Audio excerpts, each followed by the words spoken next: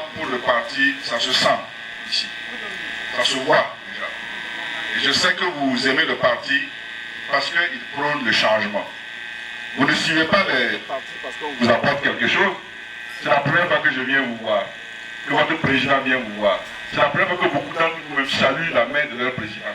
Pourtant, vous êtes UPC 100% comme on dit. Et vous criez UPC, vous dormez UPC, vous voulez UPC.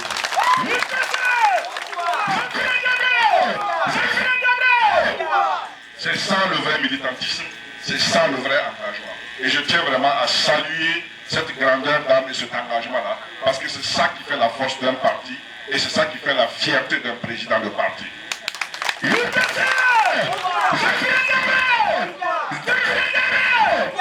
Vous connaissez notre discours, vous connaissez nos objectifs, vous connaissez nos ambitions.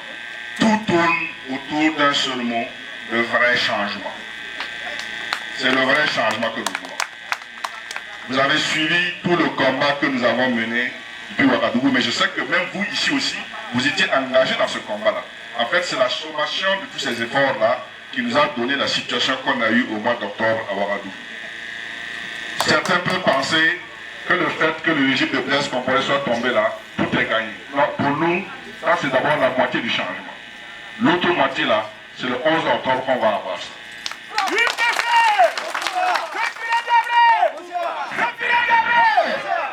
Et tous ceux qui sont engagés dans cette campagne-là vont venir vous vendre le discours du vrai changement.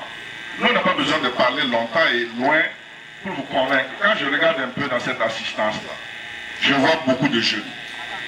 J'imagine qu'ils ont de nombreux problèmes, mais un gros souci qu'ils ont, c'est le souci du travail et de l'emploi. C'est pas ça? Voilà.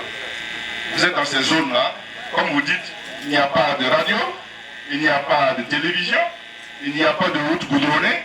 Or, vous êtes des Burkinabés comme les autres Burkinabés aussi. Donc c'est pas normal, c'est injuste.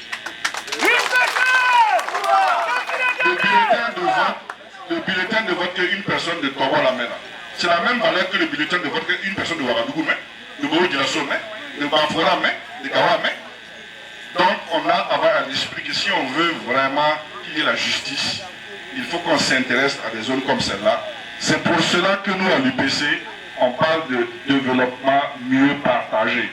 Parce qu'actuellement, tel que ça se partage là, ça ne vient pas ici manifestement. Et c'est pas normal. Donc vous pouvez être sûr que ça c'est un combat que notre parti va mener de manière inlassable. Quand on dit changement là, en fait il y a changement et changement. Parce qu'il y a des vrais changements, mais aussi il y a des faux changements.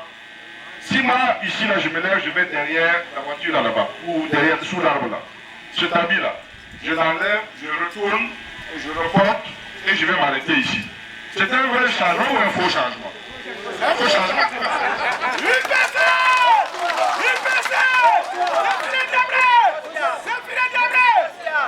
Mais si moi, vous m'envoyez derrière la voiture là, et que c'est quelqu'un d'autre qui vient, avec un autre visage, un autre habit, une autre manière de parler, ça c'est le vrai changement.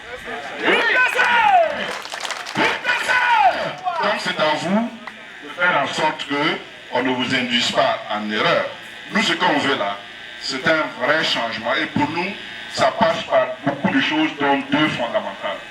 Vrai changement, ça veut dire que changement des hommes ou des femmes qui doivent diriger les affaires du pays.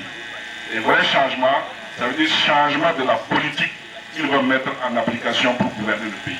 Si on n'a pas ces deux-là, il n'y a pas de changement. Si vous dites qu'on peut changer un homme et qu'il vient et qu'il met l'ancienne politique là, il n'y a pas de changement, ou bien?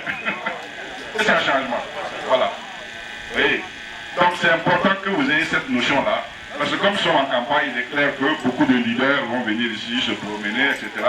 Mais moi j'ai une simple question à vous poser et un conseil à vous donner. J'imagine que vous connaissez tous ceux qui veulent être président du FASO là. Voilà. Et quand ils viendront ici, et qu'ils exposeront leur programme, regardez bien leur visage et demandez-vous si vous connaissez ces visages là ou non.